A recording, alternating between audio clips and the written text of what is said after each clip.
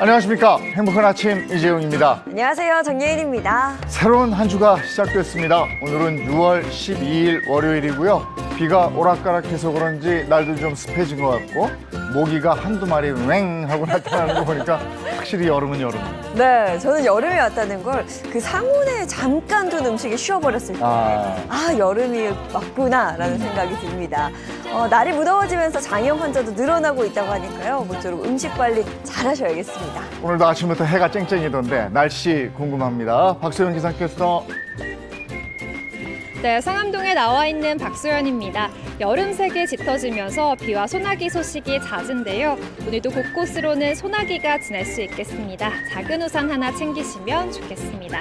네, 오늘 날씨 어떤지 이어서 전해주세요.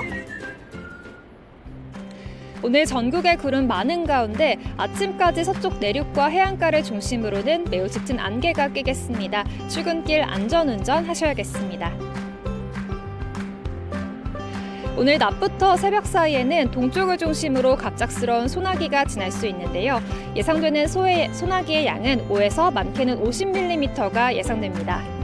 소나기가 내리는 동안 벼락이 치고 순간적으로 초속 20m에 달하는 돌풍이 불 수 있겠고요. 또 우박이 치거나 시간당 30mm의 비가 강하게 쏟아질 수 있습니다. 안전사고에 주의하셔야겠습니다. 이 시각 현재 기온 살펴보겠습니다. 어제와 비슷하게 출발하고 있는데요. 서울은 19.3도, 대전은 19.8도, 대구는 22.1도 가리키고 있습니다.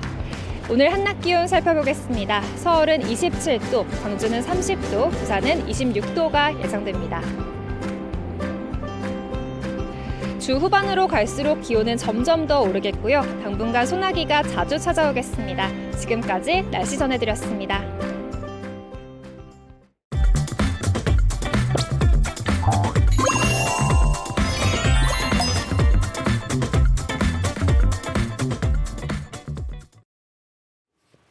네, 화제 이슈를 발빠르게 전해드리는 모닝 브리핑 순서입니다. 허주연 변호사와 함께합니다. 어서 오세요. 안녕하세요. 네, 첫 번째 이슈부터 전해주시죠. 네, 첫 번째 이슈 전국으로 유통되고 있는 미친약 야바주의보입니다. 태국어로 미친약이라는 뜻의 신종 합성 마약인 야바가 이 건강기능식품 등으로 위장한 뒤에 우리나라에 밀반입돼서 전국 각지로 유통되고 있다고 합니다. 인천경찰청 광역수사대가 지난 7일 이 발표한 마약 밀수사범 수사 결과에 따르면 이 사건으로 구속된 태국인 총책과 국내 판매책 48명이었고요. 투약자는 33명이었습니다. 이 총책은 1억 원 상당의 야바 1970정을 캡슐형 건강기능식품으로 위장해서 국내 우편으로 들여왔다고 하고요. 국내 판매책들이 이른바 던지기 수법으로 충남 서산, 경기 화성, 전북 정읍, 대구 등지로 유통한 것으로 확인이 됐습니다.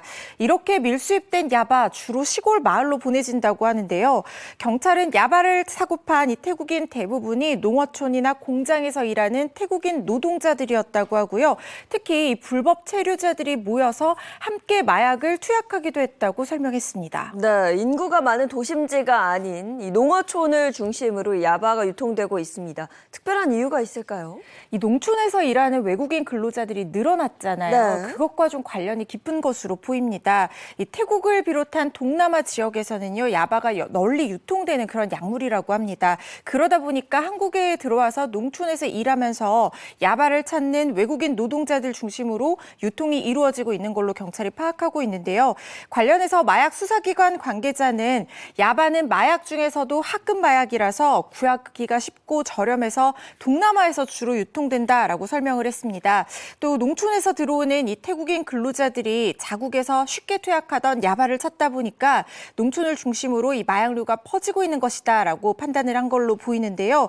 때문에 이 태국인 근로자들 사이에서 이 비밀리에 유통되는 이 야바가 우리나라 혹시 농어촌의 농민과 어민들 사이에서 유통되는 것은 아닌지 이것이 지금 우려되고 있는 상황입니다. 네, 계속해서 신종 마약들이 국내로 들어와서 유통이 되고 있는데 그야말로 마약주의보입니다. 네.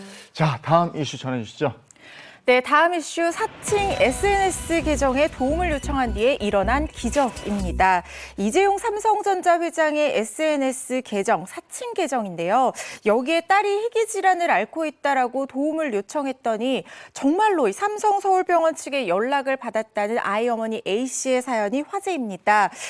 뮤코리피드증을 앓는 아이의 어머니 A씨는요, 지난 9일 자신의 SNS 계정을 통해서 이재용 회장이 직접 운영하는 계정은 아니지만 이 딸의 일상을 자기 SNS에 올리면서 이런 계정을 발견을 하고 삼성병원에서 우리 아이 치료제를 한번 만들어 주셨으면 하는 바람으로 댓글과 다이렉트 메시지를 습관적으로 보냈다고 합니다. 그런데 오늘 기적 같은 일이 일어났다라고 쓰여 있었던 건데요.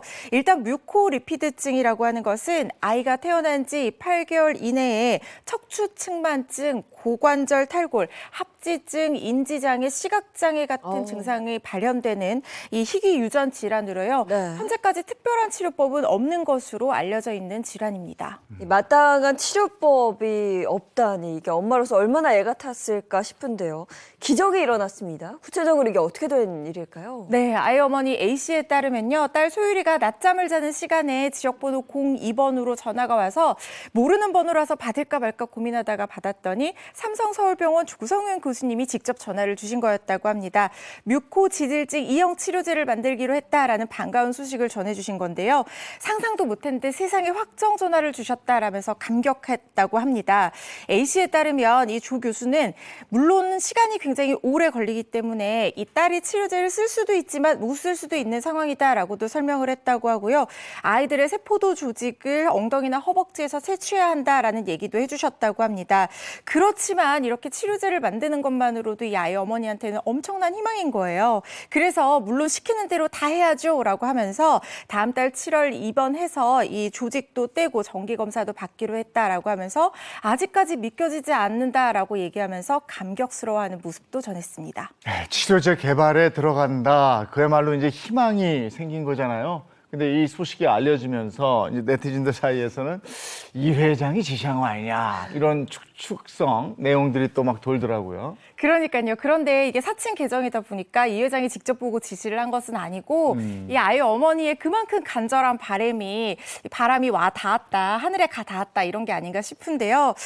추측글이 퍼지니까 삼성서울병원에서는 한 매체를 통해서 조성윤 교수가 국책 연구 사업으로 뮤코리피드증의 신약을 개발하게 됐는데 원래 치료받던 환아의 보호자들한테 임상시험에 참여할 수 있는지 연락을 했다고 한다라고 하면서 이재용 회장과 DM과는 아무런 관련이 없다고 밝혔다고 합니다. A씨도 SNS에 다시 글을 올려서 조성윤 교수님께서 내린 결정이다라고 하면서 이재용 회장과는 관계가 없으니까 추측성 보도는 좀 자제했으면 좋겠다라는 입장을 밝히기도 했습니다. 네, 딸이 건강하길 바라는 어머니의 마음이 이게 이제 뭐라 그럴까 옛날에 하늘을 울렸다 뭐 이런 얘기를 하잖아요. 모쪼록 치료제가 개발이 돼서 건강을 되찾았으면 하는 바람입니다. 다음 이슈 전해주시죠. 네, 세 번째 이슈 커피 가맹점의 발각질 정리 논란입니다. 국내 한 프랜차이즈 커피숍 가맹점 매장 점주가요. 발각질을 정리하던 손으로 그대로 커피를 만들어서 손님에게 제공했다는 사연이 온라인에 올라와서 논란이 되고 있습니다. 지난 9일 한 온라인 게시판에는 카페 위생문제 고발합니다라는 제목의 글과 함께 방금 보신 저 사진이 올라왔는데요. 글에는 프랜차이즈 국내 커피숍의 한 가맹점 점주가 발각질을 제거하던 손으로 커피를 제조했다는 내용의 글과 사진이 함께 첨부가 됐습니다. 글쓴이에 따르면 이 키오스크로 커피를 결제하고 기다리는데 안에서 발각질을 정리하던 사장님이 갑자기 나와서 자신의 커피를 제조했다고 합니다. 각질을 정리할 때 끼고 있던 장갑을 그대로 끼고 있었다고 하는데요. 신경 안 쓰려고 했지만 도저히 먹지 못하겠더라. 발각질 가루가 내 커피에 들어간 느낌이었다. 이렇게 설명을 했는데요. 이후에 A씨 본사 고객센터에 전화를 해서 상황을 설명하고 커피값 환불을 요구를 했다고 합니다. 그런데요, 이 본사 고객센터에서는 도와줄 수 있는 것은 특별히 없고 그냥 위생교육만 강화하겠다라는 답변만 내놓았다고 합니다. 네, 앞서 뭐 사진 보셨겠지만 카페에서 발각질을 정리하고 그 손으로 음료를 바로 또 만들었습니다. 저도 사진 보고 참 경악을 했는데 해당 글이 펴지면서 논란이 되자 결국 본사에서 뭐 입장문을 발표했죠. 네, 맞습니다. 국내 그 해당 프랜차이즈 커피숍 측에서는 회사는요, 지난 10일 본사 공식 홈페이지에 뒤늦게 사과글을 올렸습니다. 이번에 발생한 위생 관련 문제에 대해서 깊이 사과 말씀드린다라는 내용의 글이었는데요. 해당 문제가 발생한 매장에 대해서 위생 관련 교육을 좀 적극적이고 철저하게 진행하기로 했다라고 얘기를 했고요. 피해본 고객님에게도 깊은 사과의 말씀을 드리고 문제를 해결하고 마음의 불편이 남지 않도록 향후 절차에 대해서도 신속하고 철저하게 대응하겠다라고 약속을 했습니다. 그러면서 이 가맹점 관리에 미흡했던 이 본사의 책임에 대해서 무거운 마음을 가지고 있다고도 얘기를 했는데요. 이번 일을 통해서 더 나은 서비스를 제공하는 이 브랜드가 되도록 최선을 다하겠다라고 했으니까요. 앞으로 위생 관리 얼마나 신경 쓰는지 소비자들이 지켜봐야 될 것 같습니다. 이건 이래서 안 되는 거고, 그리고 이제 여름이잖아요. 반바지들 많이 입고 있어서 네. 다리 극적거리다가 그리고 또 머리 극적거리다가 음식 만들고 커피 내리고 이러지 말았으면 좋겠습니다. 네. 알겠습니다. 오늘 모닝 브리핑 여기까지 하겠습니다. 허주연 변호사와 함께했습니다. 고맙습니다. 고맙습니다.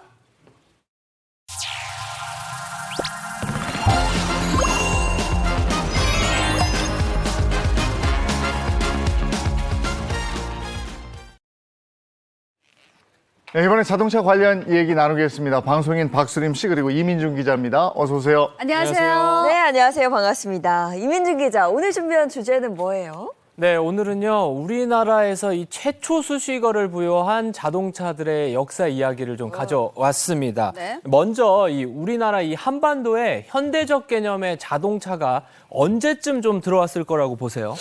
가솔린 자동차가 만들어진 게 19세기 그 무렵 그걸 아세요? 대단하신데? 맞아요. 살아있지는 네, 않았지만. 맞습니다. 그와 비슷한 시기였는데요. 이 가솔린 자동차는 1886년 독일에서 발명돼서 역사가 시작됐습니다. 네. 우리나라 같은 경우는 그보다 한 20년 뒤인 1903년 고종 황제의 이 1호 어차로 들어온 것으로 알려져 있습니다. 이 고종 황제 즉위 30주년을 맞아서요. 미국 공관을 통해서 들어온 이 F사의 A형 리무진으로 2인승 오픈카 형식을 띠고 있습니다. 이 당시에는 육료로 이용할 때 이 마차나 인력거를 주로 사용했던 시기였는데 이 미국산 자동차가 등장하면서 이 획기적인 일이었던 것 같습니다.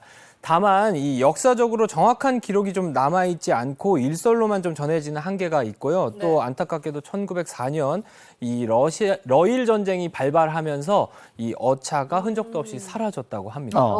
그래도 우리나라에 처음 등장한 자동차는 오픈카였다. 네. 이것도 알게 됐네요. 어쨌든 저렇게 미국 차가 들어오면서 우리나라 자동차 시대가 시작이 된 건데, 그러면 우리나라 국산 차가 처음 등장한 거 이건 언제예요? 우리나라 손으로 만든 첫 자동차는 6.25 전쟁 직후인 1955년에 등장을 합니다. 자, 미군이 폐차한 윌리스 MB라는 그러니까 4분의 1톤 트럭, 흔히 말하는 집차 있잖아요. 네. 그걸 완전히 분해한 다음에 그 부품을 가지고 재조립해서 나온 차입니다. 이름이 천천히 얘기하겠습니다. 시발 자동차. 그 이름이 독특하죠? 한자로 처음 필발해서 우리나라 자동차의 시발점이 됐다 해서 붙여졌다고 합니다. 한 대 만드는 데 평균 4개월이 걸립니다. 수제형 차량이에요. 형태는 집 스타일, 즉 지금의 SUV 형태를 띠고 있었습니다. 배기량 2195cc에 최고 시속 80km 달릴 수 있던 이 차는요. 드럼통으로 차체를 제작하고 엔진은 전통적인 대장간에서 만들기도 했습니다. 택시 회사에 총 500대가 판매돼서 영업용 시발 택시로 유명해지기도 했죠. 네, 이름 때문에 더욱 유명해진 차인데 6.25 전쟁의 폐허 속에서 탄생했다는 그런 또 가슴 아픈 역사가 있었네요. 자, 그래서 우리나라도 이제 차를 만들게 됐지만 저게 이제 완전히 우리가 만든 거라고 할 수는 없는 거였잖아요. 그렇습니다. 이 1960년대 무렵부터 도로에서는 뭐 코로나, 크라운, 뭐 블루버드 같은 다양한 차들이 이제 누비기 시작했는데 모두 이 외국 모델을 갖고 와서 우리나라에서 조립하는 형태였습니다. 쉽게 말해서 아직 한국 차가 이 카피카의 신세를 벗지 못한 시대였습니다. 다른 나라에서 빌려온 디자인이 아닌 고유 모델을 갖게 된 건 그로부터 한 10년의 세월이 지난 뒤였는데요. 1976년 드디어 국산 모델 1호 자동차가 등장하게 됐습니다. 제가 몇 주 전에 50년 전 이 자동차의 쿠페 모델이 복원됐다라는 소식 전해드린 적 있는데 기억하시죠? 그 얘기 들으니까 딱 감이 오네요. 국민차, 포니. 허니. 맞습니다. 이 1974년 모델의 디자인이 확정된 뒤에 2년 뒤에 1976년 대량 생산에 성공한 H사의 포니 이가 바로 우리나라 최초 독자 모델 생산된 모델입니다. 네. 이 소식이 이 세계를 굉장히 깜짝 놀라게 만들었습니다. 왜냐하면 당시 H사가 미국 F사와 합작해서 자동차를 조립하고 생산하는 회사였고요. 1인당 국민소득이 600달러에 불과한 이 한국에서 그렇죠. 필요한 부품만 한 2만 개가 넘는 자동차를 직접 개발한다는 것 자체가 상상할 수 없는 일이었기 때문입니다. 하지만 모두가 불가능했던 일을 이 폰이 개발로 성공하면서요. 우리나라는 세계에서 16번째, 아시아에서는 일본에 이어 2번째로 고유 모델을 생산하는 나라가 됐습니다. 이때를 기억하시는 분들 많으실 거예요. 저희 집 첫 차도 폰이었는데 네. 그 폰이가 집에 들어올 때 그 으쓱한 기분이라니. 맞아. 예. 인기 대단했죠. 근데 포니가 출시되기 몇 년 전까지만 해도 우리나라에서 자동차를 보유한 국민이 500명 중에 1명꼴이었어요. 그 당시 미국은 국민의 절반이 자동차를 보유하고 있었다. 그 차이를 비교해보면 굉장히 씁쓸합니다. 자, 그런데 우리나라 차죠. 기능 좋죠. 합리적인 가격이죠. 국민은 내 차에 대한 그런 꿈을 현실로 이룰 수 있게 됐습니다. 실제로 출시 후에 한국에서 판매된 신차 10대 중에 4대가 포니일 정도로 폭발적인 인기를 누렸습니다. 자, 이런 성공에 힘입어서 포니 디자인을 기반으로 한 여러 파생 모델이 있죠. 포니 택시, 포니 픽업, 포니 웨건, 포니 3도어. 야, 포니가 줄줄이 나옵니다. 또 76년 차량 출시 첫 해에 중동과 남미 등의 1,019대 자동차를 수출하는 성과를 올리기도 했습니다. 다 포니야. 오, 대단합니다. 네. 그렇게 중산층을 상징하는 아이콘이 됐고 큰 사랑을 받으면서 국민차로 자리매김한 거예요. 예. 맞습니다. 그리고 이렇게 포니와의 추억이 있는 분들이라면 옛날 추억의 앨범을 한번 들춰봐야 될 필요가 있다. 이건 무슨 얘기입니까? 그렇습니다. 혹시 여기 계신 분들 중에 포니와 함께 사진을 찍으신 분들이 좀 있으실까요? 저. 그러니까 다른 중고가 포니였죠. 저 옛날 앨범 뒤져보면 있을 거예요. 맞습니다. 당시에 이 포니 앞에서 가족 사진을 찍는 게 일종의 이 성공의 상징이라고 불릴 만큼 여러분들이 굉장히 앨범에 포니 사진을 갖고 계신 분들 많을 텐데 그분들한테 굉장히 희소식이 있습니다. 바로 이 포니와의 추억을 공유하면 자동차를 공짜로 받을 수 있는 사진 공모전이 개최됐습니다. 자동차를 받을 수 있어요? 야, 이거 진짜 찾아봐야 정말로요? 되겠는데? 네, 그렇습니다. 이달 초 이 H사에서 포니와 고객이 함께 걸어온 길을 기념하면서 사진 공모전을 개최했는데 대상으로 뽑힌 한 명에게는 전기차 I 모델을 증정한다고 와. 합니다. 오. 이 공모전에 참여하는 방식이 굉장히 쉬운데요. 과거 포니와 함께 찍은 사진과 함께 300자 이내에 간략한 설명을 함께 제출하면 됩니다. 사진은 6월 1일부터 7월 9일까지 접수를 받고요.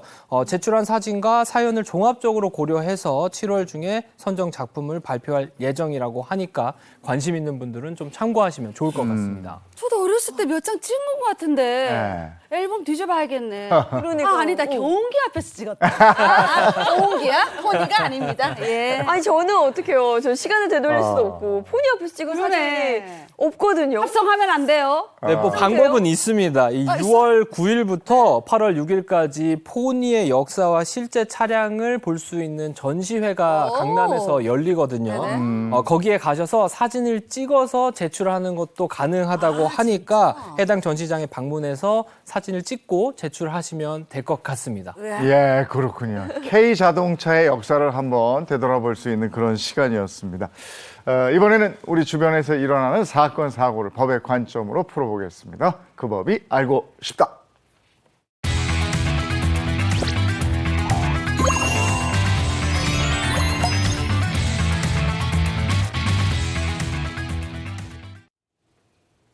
그 법이 알고 싶다. 이인철 허주연 변호사와 함께합니다. 어서 오세요. 어서요. 네, 반갑습니다. 자, 이민준 기자, 오늘 첫 번째 주제는요? 네, 첫 번째 주제는 이 81세 노모를 모실 분 월 1,000만 원 채용 공고 논란입니다. 노모를 모시는데 1,000만 원짜리 채용 공고를 올렸습니다. 이게 어떻게 된 일일까요? 자, 관련된 사연을 꽁트로 준비해봤습니다.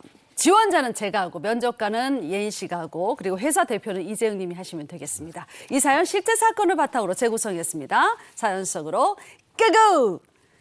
오랜 백수 생활을 이어온 저는 그날도 하염없이 구인 사이트만 보고 있었습니다.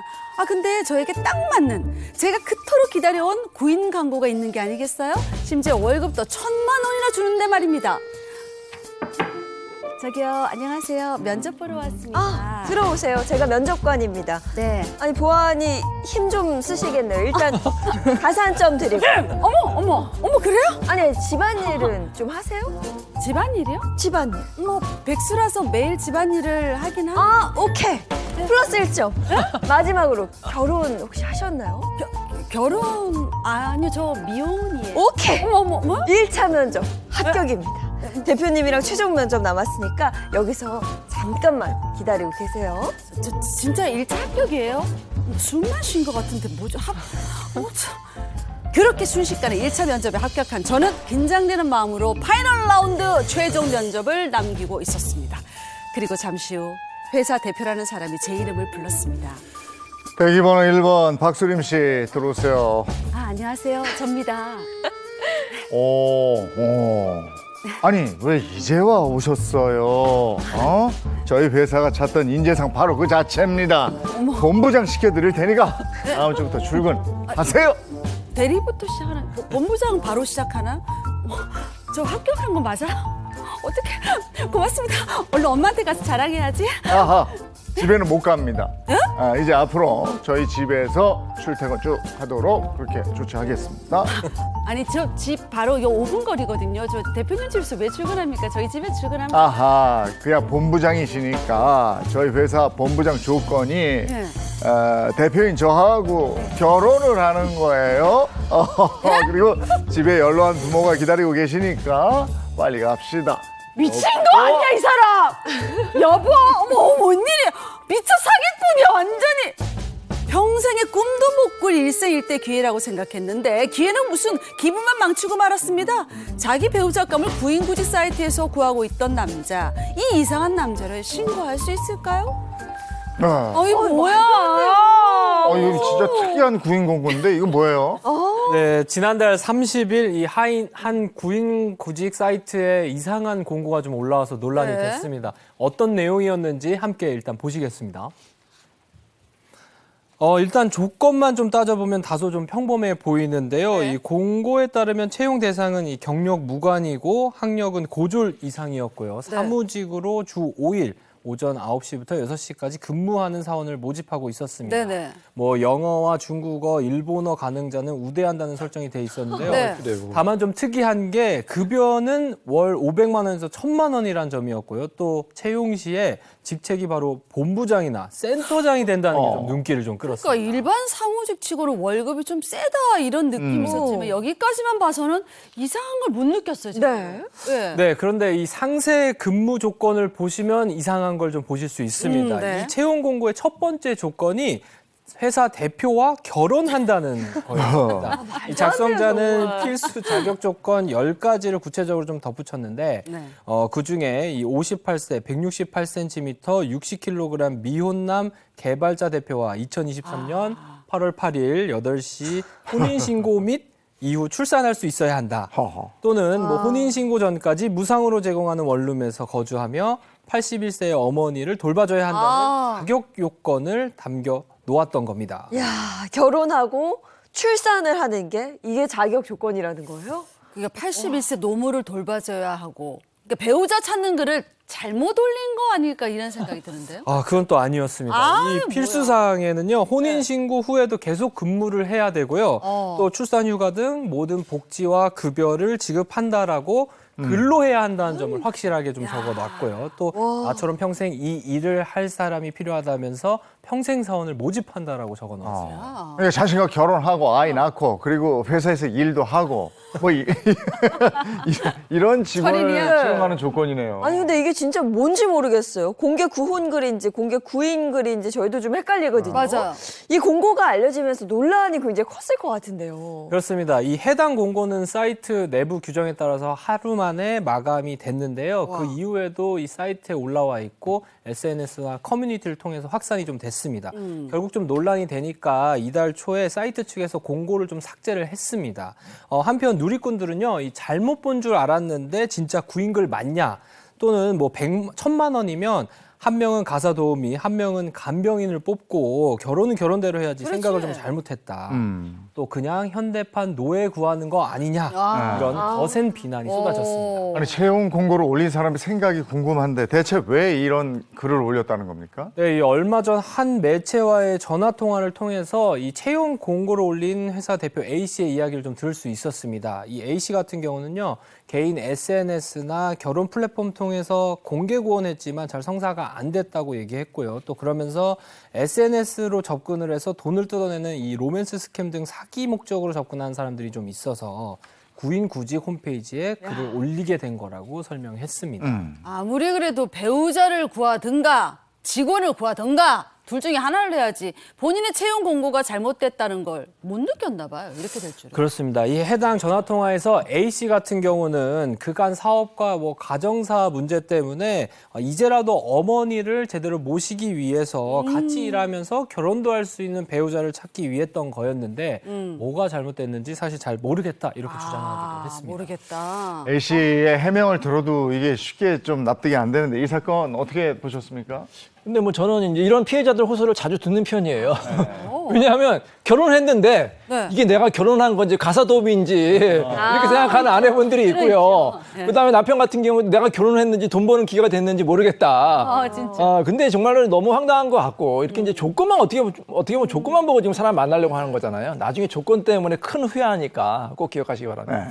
구구절절 맞는 말이긴 해요. 진짜 내가 이런 대우받을 결혼했나 이런 생각 드는 사람들도 있잖아요. 허지훈 변호사님 어떻게 생각하세요? 저도 그렇게 생각해. 아니 저는 이거 글 보고 너무 놀랐어요. 이게 장난글인 줄 알았는데 이 사람이 어떤 진지한 목적을 가지고 이 글을 올렸다는 얘기가 더 네. 충격적으로 다가오거든요. 맞아요. 그런데 이렇게 이 사람 제일 문제점은 뭐냐면 저는 이 사람이 배우자를 존중하고 배려하고 사랑하는 어떤 상대로 생각하는 게 아니라 뭔가 자기 소유물인 것처럼 그렇죠, 맞아. 그렇게 생각하는 게 아닌가 싶어요. 내가 돈만 주면 내가 이런 조건들만 지켜주면 이 사람 내가 시키는 대로 다 할 거야. 이렇게 생각하는 게 밑에 이렇게 깔려 있는 게 아닐까 싶어서 만약에 이런 생각이시라고 하면 진짜 사랑하는 사람 만나서 행복한 결혼 생활하는 거 너무 어려우실 것 같거든요. 그래서 생각을 좀 바꿔봐야 되는 게 아닌가 싶은데 아무리 결혼이 요즘에 뭐 계산적으로 비즈니스 하듯이 이렇게 뭐 조건 맞춰서 하는 사람들이 있다고 하더라도 결국에 이렇게 이혼하러 오시는 분들 보면은 서로 사랑하고 배려하는 마음이 없어졌을 때 그런 맞아요. 어려운 선택을 또 하게 되시더라고요. 그래서 이런 부분들을 우리가 한 번쯤 다시 한번 생각해보고 배우자가 막 소유물이라고 생각하는 그 생각이 커지면 결국에는 가정폭력이라든가 스토킹 범죄라든가 이런 쪽으로 발전하게 될 수도 있거든요. 네. 그래서 배우자에 대한 생각 다시 한번 우리 옆에 있는 사람들 보시고 그래. 사랑하고 아껴줘야 되는 사람이다 한 번쯤 생각하셨으면 좋겠습니다. 맞아. 만약에 채용 공고를 보고 누가 지원했다면 더 큰일이었을 것 같은데 일단 이 글은 삭제된 상황이라고 하고요. 이게 법적으로 문제가 되지는 않을까요? 근데 이제 가끔 이제 채용할 때 면접할 때 이제 면접관들이 이런 걸 물어보는 경우가 있어요. 키가 큰 것 같은데 키가 몇입니까? 이렇게 물는 경우도 네, 있고요. 있죠. 그다음에 고향은 어디입니까? 아니 부모님이 뭐 하십니까? 부모님의 재산은 많습니까? 네. 그다음에 뭐 결혼했으니까 뭐 이렇게 꼬치꼬치 사생활을 묻는 경우가 있는데 네. 이게 사실 원칙적으로는 안 되거든요. 채용 절차법에 따르면 이렇게 신체적 조건이라든지 본인의 재산이라든지 가족관계 같은 거를 물으면 안 되게 돼 있어요. 그래서 이제 모든 회사가 다 적용되는 건 아니고 상시 30명 이상의 좀 큰 회사에서 이런 절차를 위반했을 경우에는 과태료도 물을 수 있다는 걸 기억하시죠. 앞으로 면접장에서는 너가 아버지 뭐 하시노? 결혼을 했고 이런 질문을 하려면 500만 원 벌금을 내야 된다 생각으로 그 질문을 네. 해야겠네요. 그러면 채용 공고 속의 이 내용을 그 면접장에서 이렇게 묻거나 뭐 이렇게 했다면 이게 성희롱에 해당되기도 합니까? 그런가? 성희롱에 해당할 여지가 굉장히 높아 보여요. 왜냐하면 이 내용을 보면은 나 58세인데 나랑 같이 8월 8일에 혼인 신고하고 출산할 수 있겠어? 이렇게 물어봤던 그러면 안 거랑 되죠. 똑같은 거잖아요. 그럼 듣는 사람 입장에서는 굉장히 나쁘죠. 어떤 성적인 수치심이나 불쾌감 당연히 느낄 수 있을 것 같고 또 뭐 혼인 신고 전에 무상으로 제공하는 원룸에서 살아야 돼 이런 말도 마찬가지라는 생각이 들거든요. 남녀 고용평등법에 따르면 이 근로자의 정의에 대해서 꼭 지금 채용 관계에 있는 사람뿐만 아니라 취업할 의사를 가진 사람도 포함을 하고 있습니다. 그렇다고 보면은 구직자도 해당법상 포함이 될 수 있다는 생각이 들고요. 그렇기 때문에 면접장에서 이런 성희롱성 질문을 받았다라고 하면 직장 내 성희롱 피해와 같이 일단 고용노동청에 얘기를 해볼 수 있을 것 같고 또 국가인권위원회법에 따라서 국가인권위에 진정을 제기해 볼 수도 있을 것 같은데요. 문제는 지금은 현행법상 이게 직접적으로 형사처벌할 수 있는 근거 규정은 없어요. 문제가 되더라도 과태료 부과 수준에 그치는데 공정채용법 개정이 지금 추진되고 있습니다. 이런 사례까지 다 포함해서 직접적으로 형사처벌할 수 있는 근거도 마련될 수 있어 보이니까요. 이 부분 앞으로 면접 보실 때 더 주의를 기울이셔야 될 것 같습니다. 네. 그런가 하면 예전에도 뭐 자녀를 낳아달라 이런 현수막 붙였던 그 기억이 좀 있거든요. 네, 사건이 있지 맞습니다. 않았나요? 두명나 잘 살자 뭐 이런 거 말고 표 말고.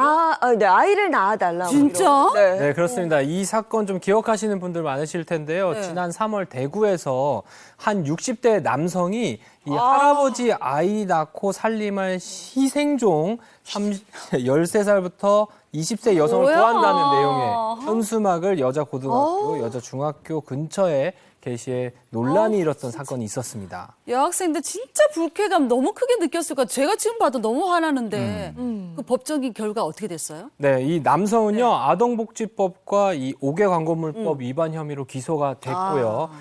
결심 공판에서 남성은 대를 잇고 싶은 생각을 전달했을 뿐 누구에게 강요한 것은 아니다라면서 자신이 한 일이 성적 학대 행위는 아니라고 주장을 했습니다. 하지만 법원은요 이를 받아들이지 않았고요. 남성에게 이 아동복지법 위반 등의 혐의로 징역 10개월에 집행유예 2년을 선고했습니다. 네, 이렇게 막무가내식 혼인 또 출산을 요구하는 이런 사건들을 볼 때마다 황당하기도 하고 또 씁쓸합니다. 맞아요. 네. 아니 이게 살면서 상식선이라는 게 있잖아요. 그렇죠. 네. 이건 상식에서 벗어난 거잖아요. 누가 봐도. 네. 내 아를 낳아도 이거 아니에요. 이러시면 안 되죠.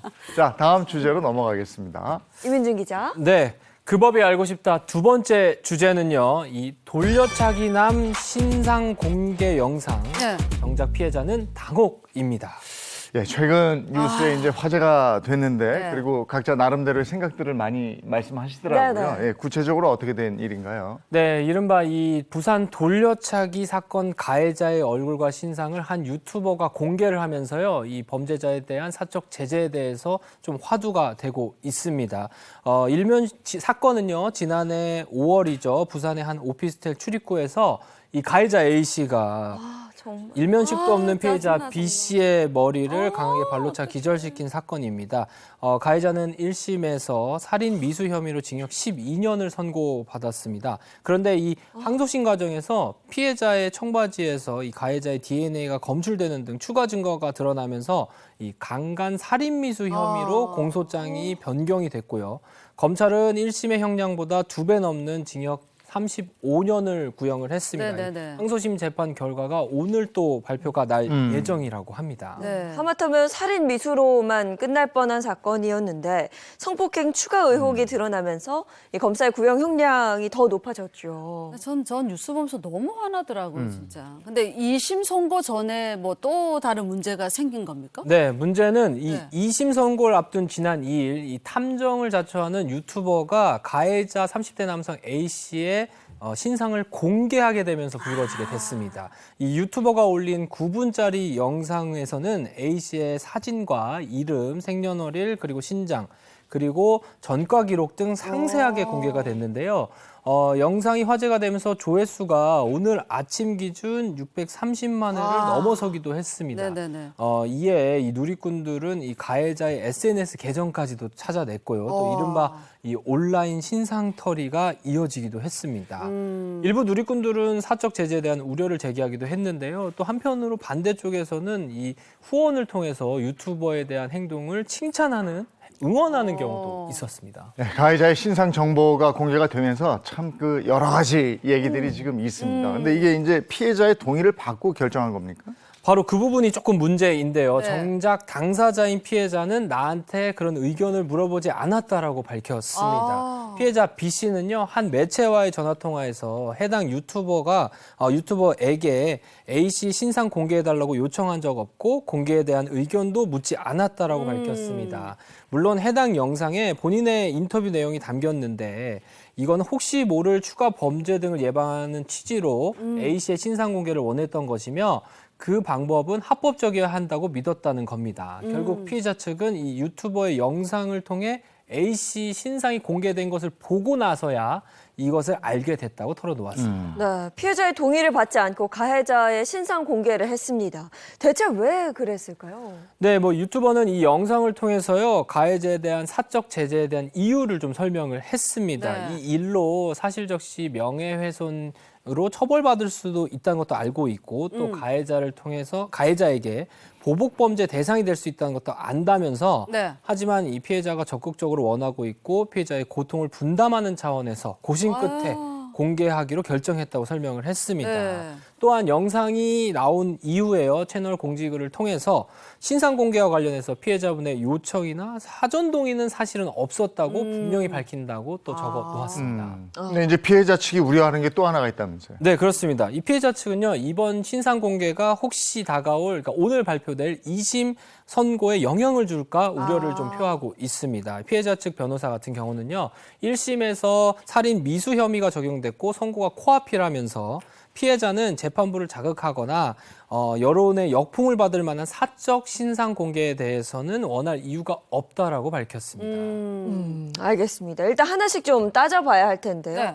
우선 이 피해자를 위한 의도였다 할지라도 유튜버는 사적 제재를 가했습니다. 법적으로 이게 면책이 될까요? 물론 뭐 유튜버가 이렇게 올리는 심정은 이해는 합니다. 그래서 많은 국민들이 또 이제 보기를 원하잖아요. 국민들이 알 권리를 충족한다 네. 이렇게 되는데 아무리 그래도 정식적인 절차를 거쳐야 되거든요. 이게 일종의 사적인 제재인데 만약에 이런 사적인 제재가 다 만약에 다 인정이 된다면 법이 필요 없어요. 그냥 모든 유튜버가 다 그냥 올리고 처벌도 그냥 다 국민들의 여론 재판을 하게 되면은 사실 그건 안 되거든요. 우리나라 법치주의이기 때문에 반드시 법에 대한 절차를 거치셔야 되고요. 그다음에 이제 이 정식으로 아예 그 특정 강력 범죄에 대해 법에 그 절차가 규정이 되어 있습니다. 검찰이라든지 수사기관에서 이 공개위원회가 있거든요. 공개위원회에서 이제 통과가 돼야지만 이제 이게 공개가 되기 때문에 그런 부분도 참고하시기 바랍니다. 피해자 동의 없이 일어난 일이기 때문에 2심 결과에 혹시 부정적 영향을 끼치지 않을까 이런 우려도 있어요. 피해자 측에서 이제 아까 이민준 기자께서 말씀도 하셨지만 그 부분 제일 걱정한다 이렇게 얘기를 네, 맞아요. 했잖아요. 물론 이런 사적 제재가 명예훼손에 해당할 수는 있어도 그것은 별개의 절차에서 처벌로 여부를 판단해야 되는 부분이기 때문에 그렇게 공개가 됐다고 해서 저는 재판 결과에 영향을 줄 것이라고는 생각하지를 않습니다. 네. 재판 진행하는 법관은 그 어떤 경우에도 독립성, 또 공정성, 중립성 이런 거 지켜서 정말 그 사건의 사실관계만 보고 판단을 해야 되는 것이거든요. 그래서 외부에서 뭐 특히 피해자를 위해서 신상 공개가 됐대 이런 것들이 여론의 역풍을 불러온다 하더라도 거기에 재판부가 흔들릴 거라고는 생각하지 않고요. 오로지 이 가해자가 저지른 죄 그리고 가해자가 반성을 하고 있는지 이런 부분만을 두고 판단을 할 것이라고 생각합니다. 그러면 피해자가 진정으로 원했던 합법적인 신상 공개는 어떤 방식이었을까요? 네, 피해자는요, 이 신상정보공개심의위원회를 통해 결정되는 적법합 형태의 신상 공개를 요구하고 있습니다.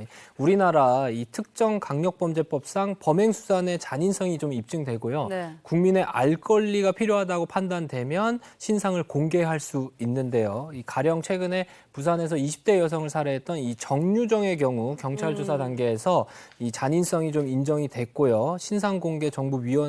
신상정보공개위원회를 통해 피해자의 이름과 나이, 사진 등이 대중에 공개된 바 있습니다. 하지만 이 돌려차기 사건의 경우는 사건 초반에 성범죄가 아니라 단순 살인미수 사건으로 경찰에서 수사가 이뤄지다 보니까 신상공개 검토 대상까지는 올라가지 않았던 것으로 알려졌습니다. 피해자는 지금의 이 신상 공개 제도가 좀 보완될 필요가 있다 이렇게 얘기를 하고 있는 것 같아요. 네, 그렇습니다. 피해자는 이 채널A와의 전화 인터뷰에서요, 가해자의 신상 공개가 이 피해자가 살아있을 때 필요한 것이라고 말하면서요, 합법적인 절차를 통해서 공개가 이루어지길 바란다고 호소를 하고 있습니다. 네. 그 내용 일단 함께 들어보시죠.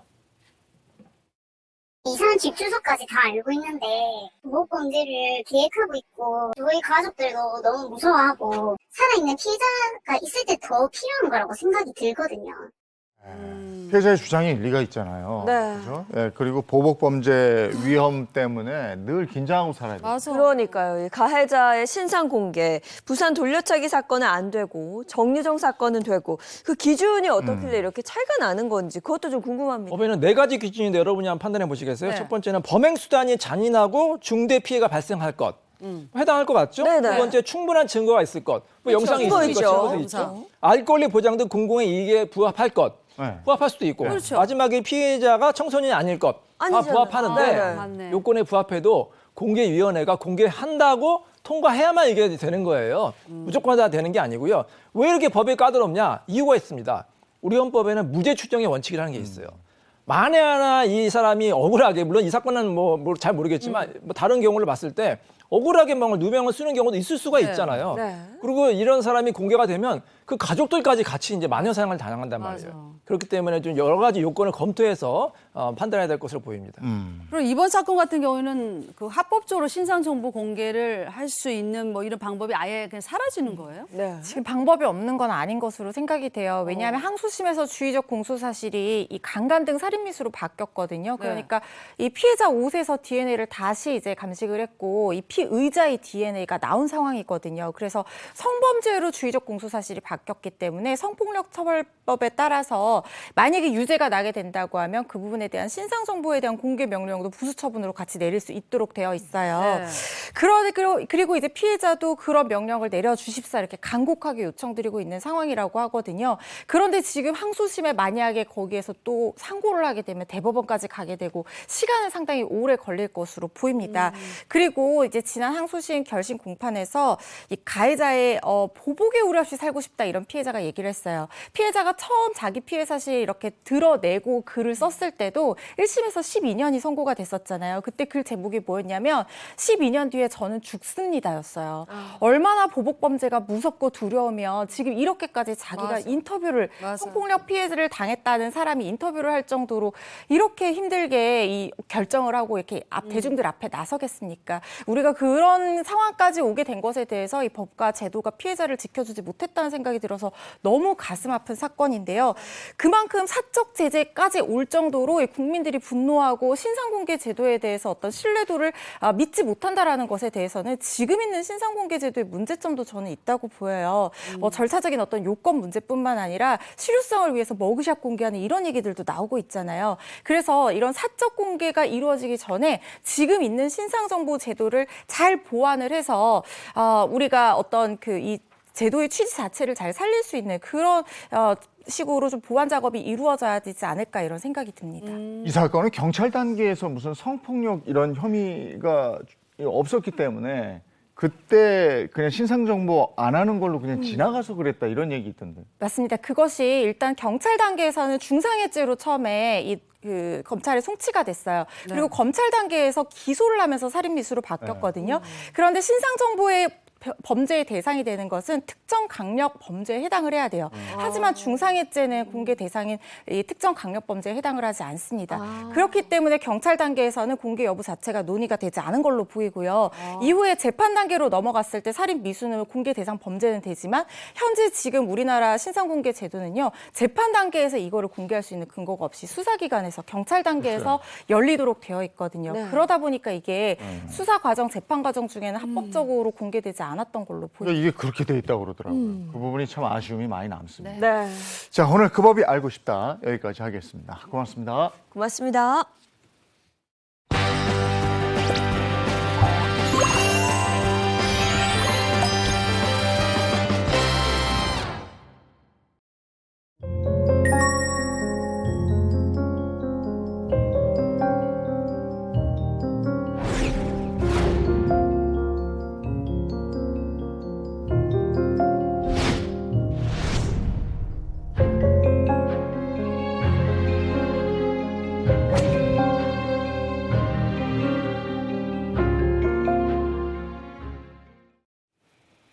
살면서 겪게 되는 모든 고민을 속 시원하게 해결해 드리겠습니다. 용한 상담소 이호선 전문가와 함께합니다. 어서 오세요.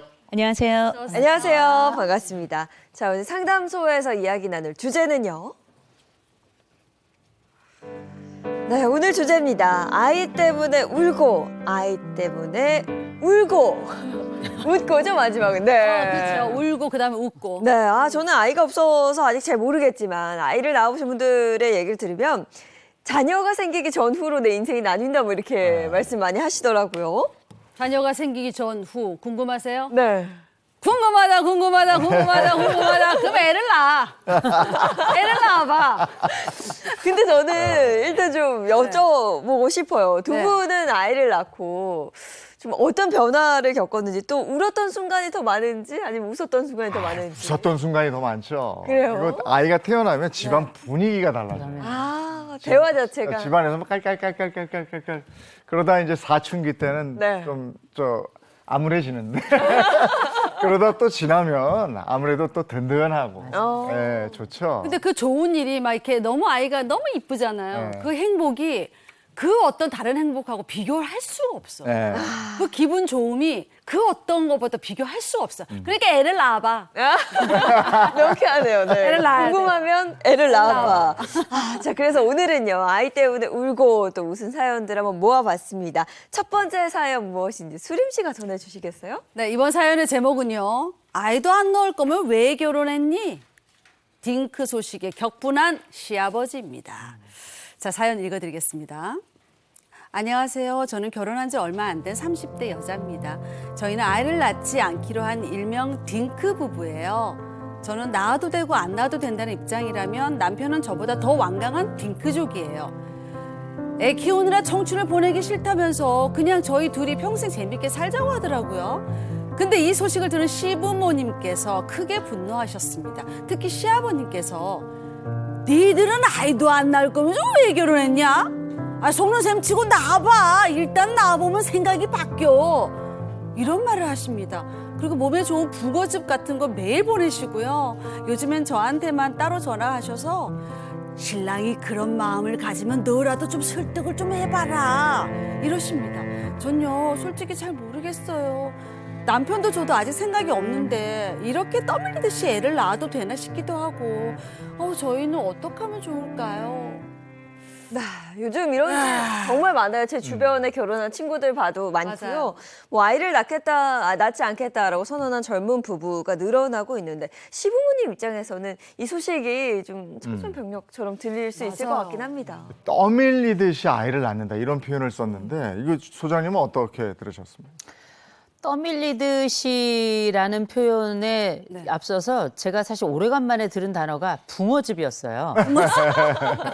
임신을 계획하기 위해서 이제 붕어즙을 먹는 게 저는 한 20년 전에 들은 것 같은데 아직도 붕어즙을 먹는군요. 물론 이제 굉장히 또 건강에도 필요하고 그럴 경우 먹을 수 있는데 우리가 이 붕어즙을 보면서 또 이 가족의 이야기를 들으면서 야, 시대에 따라가지고 결혼관이 이렇게 다르구나. 맞아. 이런 생각을 먼저 하게 될 텐데 출산은 나중이고요. 일단 결혼관부터 굉장히 다른 거예요. 아버지가 이렇게 말씀하시잖아요. 시아버지가. 야, 니들은 애 안 낳을 거면 왜 결혼했냐. 맞아. 결혼의 목적 자체가 아이를 낳고 곧 대를 잇는다든지 혹은 이 완벽한 가족의 형태는 아이가 있어야 된다라고 하는 기본 전제를 아버지는 가지고 계신 것 같고요. 상대적으로 이 젊은 부부가 추구하는 거는 딩크, D-I-N-K, 더블 인컴, 노 키드. 다시 말해서 버리는 둘이 하고 애는 안 낳는다.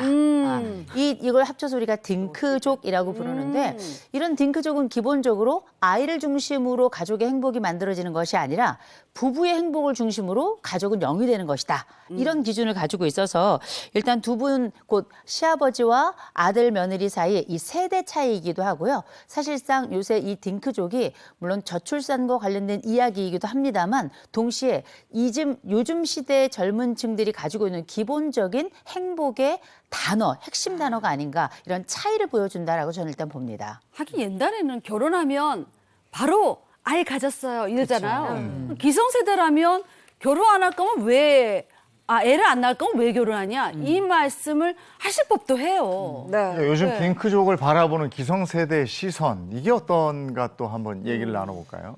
이제 우리가 그냥 생각해 볼 때에는 옛날 분들은 무조건 애를 낳아라 이렇게 생각할 것 같은데 그렇지도 않더라고요. 이렇게 60, 70을 중심으로 인터뷰를 해보면 이렇게 크게 두 부류로 나누어지시는 것 같아요. 하나는 여전히 애를 안 낳는 거는 이상하거나 못마땅한 일이다. 이렇게 약간 불편한 시선을 보이는 분들이 계시는 반면에 니들끼리 자유롭게 살아라. 나도 애 낳고 키워보니까 너 키워보니 진짜 힘들더라. 그래. 이런 얘기 하시면서 사실상 그 자녀들의 의견을 전적으로 존중해 주시는 분들도 많이 계시거든요. 물론 내심 약간 바라기도 하고 아쉬운 점도 있지만 그냥 존중하겠다 이런 생각들을 많이 가지고 계신데 실제 여러 연구들을 보잖아요. 그러면 20, 30, 50 여성들은 딩크족에 대해서 되게 긍정적이에요. 아이를 낳지 않고 그냥 너희들끼리 행복하게 사는 거에 동의한다 이런 입장인데 이분들이 또 60대를 넘어가면 또 그건 아닌 것 같아라고 입장이 조금 선회가 되고요. 네. 남성들 같은 경우는 특별히 6070 세대가 아이를 낳지 않고 두 부부만 사는 것에 대해서 굉장히 불편감을 조금 크게 가지시더라고요. 보수성이 좀 큰 거죠. 그래서 이게 뭐 여러 가지 생각이 많을 수 있겠지만 결국은 결혼도 부부가 했던 것처럼 아이를 낳는 것도 등 떠밀리는 게 아니라 부부가 선택해야 될 문제이고 이건 단순히 부부만의 문제가 아니고 이 사회가 이 거대한 둥지를 얼마나 안정적으로 구축하냐에 따라서 이 심리적 자궁이 먼저 열려야 되는 부분이고 심리적인 이 마음이 먼저 열려야 되는 부분이기 때문에 이 아이들만 탓할 부분은 아니다라고 저는 생각을 합니다. 제가 딱 그 시기인 것 같아요. 네. 2030 세대고 결혼한 지 3년 정도 됐거든요. 근데 아이를 꼭 낳겠다라고 각오한 사람들도 아이를 낳으면 굉장히 힘들어하거든요. 근데 이렇게 뭔가 떠밀리듯이 주변 분위기에 떠밀려서 아이를 낳는 건 저도 좀 이건 좀 아니지 않나 뭐 그런 생각 가지고는 있습니다. 부부 중에 남편이 완강한 딩크족이다. 네. 애가 애 싫다 안 낳겠다. 근데 아내가 어떻게 해서 아이를 낳았어. 그럼 아내가 독방 육아를 쓸 가능성이 크다 그러더라고요. 자, 여기서 질문하겠습니다. 그럼 이 사연의 이 부부는 아이를 낳는 게 좋을 것인지 안 낳는 게 좋을 것인지. 자, 이호선 소장님의 결정은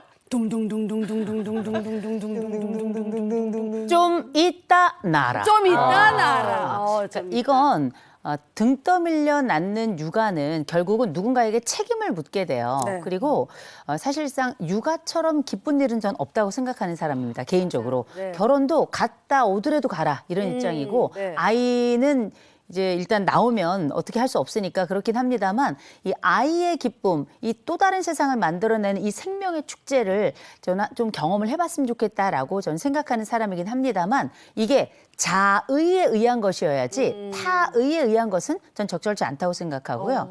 특별히 어른들이 야, 애 낳아라 이렇게 얘기하지만 당신들이 키워주실 거 아니거든요. 그래. 맞아요. 도와주실 수 있겠지만 네. 키워주시는 건 아니기 때문에 우리가 이제 함께 부부가 협력하면서 책임감을 가지고 자기결정권을 행사하는 것 여기에는 자녀 낳는 것도 저는 포함된다고 생각합니다. 다만 권해드리기는 인생이 오래 가고 그 긴 세월 속에 인생의 기쁨이라는 게 그렇게 많지 않아요. 그런데 이 아이라는 건 인생의 변수라서 희와 비가 있겠지만 그중에서도 저는 희가 훨씬 더 크고 이들과 함께했던 기억 속에서 부모는 같이 사는 게 아니라 같이 성장하는 거고요. 맞아요. 나머지 하나는 이제 애들을 키워보신 분들도 아시겠지만 부모가 키우는 거 아닙니다. 애들이 크거든요. 이 와중에 아이들과 함께 동반자로 살아가는 기쁨을 한 번쯤 생각해 보시는 것도 나쁘지 않고요. 특별히 요새는 사회가 많이 여러 부분에서 심리 정서적으로도 이제 많이 도와주시고 있으니까 맞아요. 이런 부분들도 고려하시면 좋을 것 같습니다. 이 아이 키우기가 너무 힘든 환경이라는 건 우리 다 동감하잖아요. 네.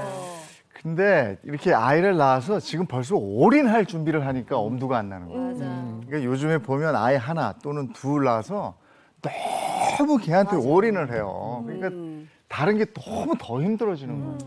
그 정도까지 안 해도 되거든요. 네. 사실. 예. 좋은 결정하시기 바랍니다. 네. 네, 다음 사연으로 넘어가죠. 네, 다음 사연은 얼마 전 가슴 철렁했던 순간을 겪은 분의 사연인데요. 제목은요. 시어머니가 아이를 잃어버릴 뻔했어요입니다. 저희가 실제 사연을 바탕으로 재구성했는데요. 어떤 사연인지 영상으로 들어보시죠. 안녕하세요. 저는 5살 아이를 키우는 40대 엄마입니다. 얼마 전에 회사 일이 너무 바빠서 시어머니께 아이를 좀 봐달라고 부탁드렸어요. 시어머니가 시골에 계신 분인데 손주보러 연리제 지고 와주시길래 참 고맙더라고요. 근데 일하는 중에 시어머니한테 급하게 전화가 걸려온 거예요. 그러더니 대뜸 애미 아웃잖노 아가 없어졌다. 내가 현관문을 열어놨는데 아가 나갔는지 안 보인다 하시면서 저희 애를 잃어버리셨다는 거예요. 놀래서 집에 가보니까 시어머니가 신발도 안 신고 막 발을 동동거리면서 애를 찾고 있더라고요. 그 뒤로 1시간째 애를 찾았는데 그 1시간이 저한테는 10시간처럼 느껴졌어요. 막 울면서 경찰에 신고하려는 찰나 애를 찾았어요. 아니 글쎄 할머니 놀래켜주려고 장롱 속에 숨어있다 잠들었대요. 그 순간 다리에 힘이 풀리면서 어찌나 화가 나던지 그래서 애한테도 막 화를 내고 시어머니한테도 어머니도 그래요. 애를 잘 보고 계셔야죠 하면서 소리를 쳐버렸어요. 제 말을 듣고 어머니 안색이 안 좋아지시더니 그날로 짐 싸고 내려가시더라고요. 시아버지도 소식을 듣고는 이러다 내 마누라 알아놓겠다. 자식 새끼 다 필요 없다면서 다시는 손주를 안 봐주시겠대요. 저도 화가 가라앉으니까 미안한 마음이 들더라고요. 그리고 손주를 안 봐주시겠다니까 그것도 좀 서운하고요. 근데 어떻게 사과를 할지도 모르겠고 사과를 한다고 해서 받아주실지도 모르겠어요. 저희 시어머니의 마음을 풀려면 어떻게 하면 좋을까요? 아이를 잃어버린 1시간 동안 얼마나 별의별 생각이 다 들었겠어요. 맞아요. 그런데 화가 난 나머지 뒤에 시어머니한테 화를 내고 말았어요. 그러니까 그게 아이고. 잘못한 부분인 것 같아요. 다시는 손주 안 본다라고 말씀하고 돌아설 만큼 시어머니 마음의 상처를 좀 입으신 것 같은데 이 사연은 좀 어떻게 봐야 될까요? 이제 이런 상황이 벌어졌을 때 우리가 쓰는 사자성어가 10년 감수죠. 맞아요. 정말 명이 한 10년은 줄어들 것 같이 정말 얼마나 놀라셨고 얼마나 그 상황이 당황스러우셨을까. 우리가 지금 아이를 잃어버린 경험을 가지고 있는 분들 또 잃어버릴 뻔했던 분들 꽤 많이 계실 겁니다. 맞아요. 저도 한 3번 잃어버렸습니다. 나중에 내가 지가 경찰서를 찾아가더라고요. 근데 이제 이렇게 찾으면 다행이지만 잃어버린 순간 동안에 이 감정이라는 건 어떻게 추스를 수 없는 감정이고 오죽하면 시어머니께서 맨발로 나오셨겠어요. 그 상황이 이해가 되는데 지금 사건도 사건이지만 일단 아이는 찾았고 일단락이 됐습니다만 중요한 건 이런 사건이 벌어지면 이어지는 책임과 남아있는 심정이 있거든요. 이런 부분들이 이제 어떻게 다루어지냐에 따라서 이후 가족관계의 변화를 가져올 수도 있는데 제가 볼 때 이 가족은 기본적으로 좋은 가족이에요. 이 좋은 가족이기 때문에 저는 좋은 결과가 또 있지 않을까 싶습니다. 예, 아이는 찾았어요. 정말 다행인데 이 고부간의 골이 너무 깊어져서 이걸 지금 어떻게 맞아요. 풀어야 될지 모르겠다. 1시간 동안 행방불명 시어머니가 아이를 잃어버릴 뻔했어요 라고 사연 보내주셨는데 자, 솔루션 보겠습니다. 첫 번째 솔루션입니다. 손주 찬스를 사용하라. 손주 찬스? 이거는 생각도 마시고요. 무조건 손주 앞세워서 내려가셔야 됩니다. 이건 뭐 100%예요. 뭐 다 그렇게 생각하시겠습니다만 이게 먼저 이 상황을 먼저 한번 살펴보자고요. 이 상황은 누구나가 다 이 심정을 이해할 수 있는 상황이에요. 애 엄마의 상황, 곧 사연자의 상황도 이해가 되고요. 또 시어머니의 상황도 100% 이해가 되는 맞아요. 상황입니다. 그래서 이 상황이 모두에게 이해가 된다는 건 다들 어느 정도 마음의 여지를 또 가질 수 있다는 이야기거든요. 근데 지금 이 상황을 보시면 엄마가 40대인데 애가 5살이에요. 얘 늦둥인 겁니다. 아이를 굉장히 늦게 가졌거나 아니면 결혼을 늦게 했거나 둘 중에 하나일 텐데 여하간에 이렇게 독자이고 늦게 난 늦둥이면 이 아이의 소중함이라는 건 이루 말로 할 수가 없는 거거든요. 물론 세상의 모든 아이들이 다 귀하지만 늦게 낳은 아이라서 더 간절했던 바도 있었을 거예요. 그랬을 때 이 아이를 잃어버렸다. 이 엄마의 심정이라는 건 더군다나 내가 잃어버려도 이게 힘들 일이지만 나 아닌 다른 사람 또 아무리 가족이라도 이 아이를 잃어버린 사람이 눈앞에 있으면 이 상황을 어떻게 감당할 수 없는 상황이라는 건 누구나 공감하실 겁니다. 네. 근데 엄마도 그런데 아마 시어머니한테도 마찬가지였을 거예요. 늦게 보니 손주가 정말 소중하고 그렇죠. 워낙 좋아하시니까 또 이 아이 보는데 흔쾌히 또 올라와 주시고 하는 거잖아요. 아니 시어머니 가만 생각해 보면 너무 고마운 분이에요. 요새는 며느리는 명절 되면은 가짜 기부스하고 시어머니는 애 봐달라 그러면 이민 가거나 아니면은 알아 눕는다 병원에 입원한다 이런 얘기 하잖아요. 네. 그래서 아이 보는 게 얼마나 어려운 일이고 시가와의 관계가 얼마나 어려운지를 단적으로 보여주는 유머 같은 것이지만 가만 생각해 보면 이 며느리에게 이 아이가 독자잖아요. 40대에 지금 5살인 독자 유일한 아이인데 그 얘기는 이 시골에 있는 시어머니에게도 얘가 독손주예요. 독손인 거죠. 그래서 이 3대에 걸쳐서 우리가 내리사랑이라고 하는데 이 아이가 생겼을 때의 이 시어머니의 기쁨은 얼마나 컸을 것이고 말 그대로 금지오겹이었을 겁니다. 근데 지금 말씀을 들어보니까 원래 시골에 계신 분이고 며느리가 요청을 해서 애를 좀 봐주십시오 그랬더니 열일 다 제치고 심지어 남편까지 내팽개치고 그냥 올라오신 거예요. 올라와서 아이하고 얼마나 사이가 좋았는지 아이도 할머니랑 놀면서 할머니 놀래주려고 이렇게 숨었던 거예요, 장롱에. 그랬다가 서프라이즈 까꿍 하고 이렇게 나오려고 그랬는데 거기서 그냥 잠이 들어 버렸던 거죠. 아이고. 그럴 때 이 두 관계는 또 얼마나 좋은 관계였는가 맞아요. 생각해 본다면 이 시어머니의 마음은 어땠을까? 여러 가지겠죠. 하나, 가장 사랑하는 아이에 대한 이 죄책감도 있을 거고요. 또 한 가지는 이 죄책감 위에 이 며느리의 그 시선과 그 소리가 지금도 아마 귀에 윙윙윙윙 막 돌아갈 거예요. 이 시어머니의 마음도 우리가 며느리의 마음만큼이나 이해가 됩니다. 내가 아이 잃어버렸을 때 시어머니께서 막 신발도 안 신고 막 발 동동거리면서 밖에서 아이고 우리 손주 어디 갔나 울고 계시고 막 이런 모습 상상하니까 진짜 얼마나 애가 탔을까 이런 생각도 들어요. 그런데 이게 아이 찾은 다음에 이제 한숨 돌리고 있는데 거기에 며느리의 공격이 들어온 거예요. 그러니 얼마나 억장이 무너졌겠습니까? 그렇지.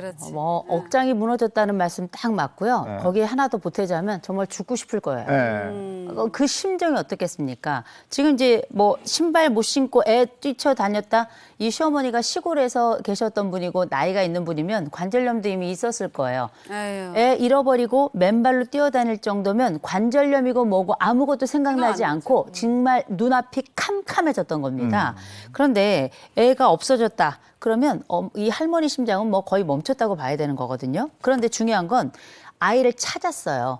찾았지만 그 할머니 심정을 우리가 몇 개의 감정 단어로 얘기해 보자면 첫째, 죄책감 가득할 거고요. 동시에 아이에 대한 미안함 너무 클 거고요. 그리고 내가 지금 이 상황 어떻게 제대로 처리하지 못한 것 그리고 앞으로의 삶에 대한 이 두려움도 굉장히 컸을 것이고 동시에 이 자책감이 앞으로도 굉장히 오래 가게 될 텐데 이 감정이 그냥 다 범벅이 되는 겁니다. 감정이 아주 진창이 돼버리는 거거든요. 근데 거기에 쪼그리고 앉아있는 사람에게 이제 폭우가 쏟아졌습니다. 그게 뭐냐면 며느리의 고함이었어요. 잘못한 거 알고 있는데 시어머니는 아마 그때 걷지도 못했을 거예요. 완전히 주저앉았다 이렇게 얘기가 나올 정도였으니까 이 주저앉아 있는 그 사람이면 마음도 완전히 무너져 내린 거고 관절도 무너져 내린 거예요. 몸과 마음이 녹초가 된 상태에서 맞아요. 며느리도 너무 놀라고 그리고 일단 화도 나고 이런 복합적 감정 때문에 시어머니가 화를 냈을 우리도 그거 다 이해합니다. 다 이해하는데 문제는 뭐냐면 이 시모는 첫째 손주한테 얼마나 미안해요. 또 며느리한테 얼마나 면목이 없어요. 그런 상황에 소리를 딱 질러대면 내가 잘못한 건 알지만 그래도 내게 오는 소리는 나에게 모멸감으로 느껴지거든요. 그리고 시어머니잖아요. 그러니까 바로 짐 싸서 내려가셔서 알아 누우신 거고 이 알아 누운 장면을 너무 속상하게 보신 시아버지가 야 이거고 저거를 나발이고 다 필요 없다. 니네 시어머니 이렇게 놔뒀어? 괘씸한 이렇게 된 거죠. 이게 시어머니가 경상도 분이시잖아요. 그러니까 아마도 그랬을 것 같아요. 아이고 내가 늙어갖고 아도 하나 못 보고 내일 아무짝에 쓸모없다. 내 살아서 뭐 하겠노? 이러면서 막 한탄하면서 자책하면서 그러고 계셨을 거예요. 그래서 이렇게 다친 마음에는 손주가 특효다 이거죠. 기승전 손주입니다. 네.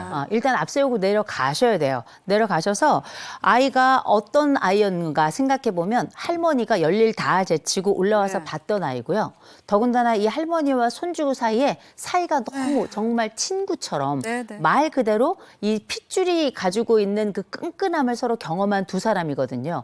할머니는 애 잃어버린 것 때문에 여러 가지 이유로 자책감을 가지고 다시 시골로 내려가셨지만 손주가 눈앞에 어른 할 거예요. 맞아요. 미안함과 그리움이 막 지금 범벅이 됐을 텐데 이럴 때 손주를 앞세워서 내려가시는데 이때 대신 그냥 내려가시면 안 됩니다. 사전 훈련, 모의 훈련이 필요해요. 네. 아이가 5살이면 아무 생각이 없습니다. 맞아. 그리고 지가 귀찮으면 때로는 할머니한테 안 갈 수도 있거든요. 그래서 먼저 문을 박차고 들어갔을 때 할머니 소리 지르고 먼저 들어가는 거 1번. 그다음에 가르쳐야 돼. 할머니가 뒤돌아 쓰더라도 품을 파고드는 게 2번. 그리고 나서 할머니 보고 싶었어. 3번. 할머니 가지 마. 4번은 할머니 왜 서울에 안 와? 아쉬워. 그리고 마지막 할머니 꼭 올 거지? 이렇게 교육해야겠네요. 마지막까지 해서 적어도 3번 정도의 훈련을 힘든데, 이거. 모의 훈련을 하시고 그다음에 가셔서 뭐 하셔야 되냐면 무릎 꿇고 사과 드려야 돼요. 그래. 어머니 잘못했습니다. 제가 그때 제정신이 아니어서 제정신이 제가 아니에요. 미쳤었나 봐요, 네, 어머니. 네. 제가 잘못했습니다. 맞아. 어머니 용서해서 얼마나 놀라셨어요. 얼마나 속상하셨어요. 어머니 죄송합니다. 그리고 또 한 사람 나서야죠. 아들 나서야죠. 아들 나서서 어머니 제가 더 잘못했습니다. 제가 애 엄마하고 어머니께만 애 맡기고 제가 너무 무심했습니다. 그리고 그때 제가 바로 어떻게 조치를 취해야 되는데 아무것도 잘못한 건 오히려 저지 어머니가 아닙니다. 어머니 잘못했습니다. 어머니 괜찮으십니까? 그래서 우리가 엄마 앞에서 우리가 충분히 서로 간에 얘기를 좀 나누어야 돼요. 그래서 엄마도 그래 나도 미안했다는 얘기를 그때 하는 게 사실 풀어지는 그때의 말이거든요. 그래서 엄마가 그 얘기를 하지 않으시더라도 어머니께서 그 얘기를 하지 않으시더라도 일단 손주 앞세워 가시고 그다음에 뒤로 며느리 오시고 바로 그 뒤로 받쳐서 아들이 함께 한다면 제가 볼 땐 굉장히 좋을 것 같고요. 또 한 가지 시아버지 계시잖아요. 네. 시아버지도 좀 나서 주셔야 돼요. 시아버지가 이때 애들 한번 크게 혼내주셔야 돼요. 뭐냐? 그렇지. 뭐냐 이만 이놈들아! 내 마누라를 말이야. 뭐 하는 거고? 먹고! 이렇게 해서 한번 크게 네. 대리로 한번 소리를 크게 한번 내주셔야 어머니가 좋을 것 같고요. 마지막으로 한 가지는 뭐냐? 나중에 어머니 오실 때 시아버지께서 역할을 해주셔야 돼요. 무슨 역할을 해주셔야 되나? 혼자 가지 않고 시아버지 같이 동행해 주셔야 면목이 생겨요. 면이 섭니다. 혼자 갈 때 두려움도 줄어들고 남편과 함께 가면서 둘이 같이 책임자로 가기 때문에 잠깐씩 가는 거를 반복하면서 당장은 못 가시더라도 잠시 후에 조금 계셨다가 그다음에 이제 다시 올라오시면 그때는 시아버지가 간격을 두고 같이 좀 왔다 갔다 하신다면 나중에는 시어머니도 혼자 자신감을 가지고 또 한 번 우리 아이 세계 속에 흠뻑 빠져서 손주와의 시간을 만끽할 수 있을 겁니다. 네, 시아버지의 등장 두 번째 솔루션이 있을 겁니다. 네. 예측했어요. 두 번째 솔루션입니다. 그러네, 당분간 시아버지를 동원하라. 네. 필요해. 이게 왜냐면 네. 이 시어머니의 그 심정이 지금 한마디로 얘기하자면 트라우마예요. 네. 심정, 그 정신적 외상, 정신적 상흔 이걸 우리가 트라우마라고 부르는데 트라우마를 자기 혼자 시간을 두면 괜찮아지겠지 이렇게 생각하시는 분들 많이 계시죠? 네. 그게 그렇지 않습니다. 시어머니는 지금 동네에 뛰어다니는 내 손주만한 애만 봐도 미안함이 들 거예요. 내 손주를 보기만 해도 그리움이 북받치는데 북받치는 그리움도 얘기를 못할 텐데 오로지 딱 한 명 얘기할 수 있는 대상이 시아버지란 말이에요. 그렇죠. 남편인데 제가 이 시아버지 정말 마음에 들었던 게 보통 그렇게 애 잃어버리고 내려오면 뭐라고 하시겠어요? 당신은 말이야 애 잃어버리고 말이야 소리를 지르실 텐데 네. 그게 아니 물론 그것도 하셨을 수 있겠지만 아이들한테 전화해가지고 니네 무슨 짓 한 거냐 니네 지금 엄마 알아 누웠다 손 주고 나발이고 앞으로 다시는 보지 않는다 이렇게 크게 아이들에게만 소리친 게 아니라 할머니가 있는 데서 하셨을 거예요. 네. 저는 그거 너무 잘하셨다고 생각이 들고요. 이렇게 이 시어머니 곧 아내의 트라우마를 읽어주고 그때 사실상 이 마음의 호소자 대변인으로 나서주는 시아버지 제가 이렇게 말씀드리고 싶습니다. 따봉입니다. 그러니까. 잘하셨어요. 아들도 중간 역할 잘해야 될 것 같아요. 중간에서. 네. 아들 역할도 중요하죠. 이 아들이라고 하는 이 사람이 어떤 사람인가 생각해 보면 네. 옛날에는 중재자이긴 했는데 사실 우리가 중재자라고 해서 다 유능한 건 아니거든요. 다만 분명한 건 제가 초두에 말씀드렸죠. 이 가족은 좋은 가족이에요. 시어머니를 기쁘게 서울로 모시고 아이를 잃어버린 사건이 있었지만 다시금 내 마음이 좀 잘못했다라는 것도 알고 어머니께 다시 다가가고 싶고 네. 그러면서 동시에 한 번 아이 잃어버리면 다시는 안 맡겨 이럴 텐데 어머니가 또 애를 맡아주시길 또 기다리고 있어요. 그렇죠.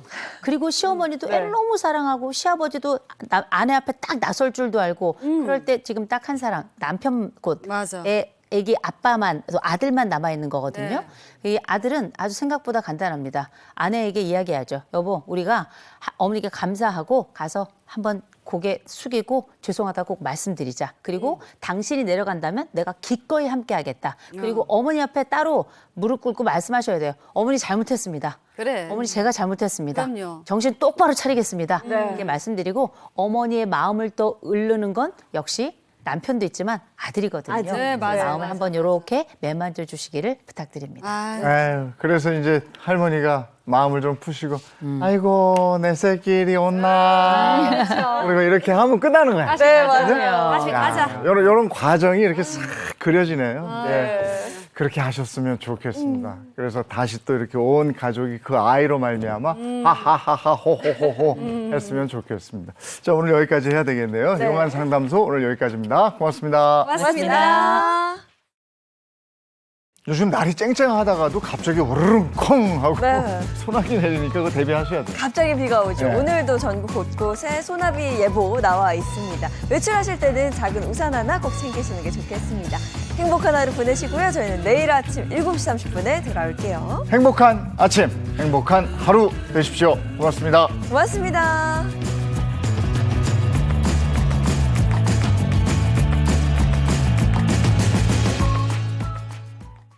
채널 A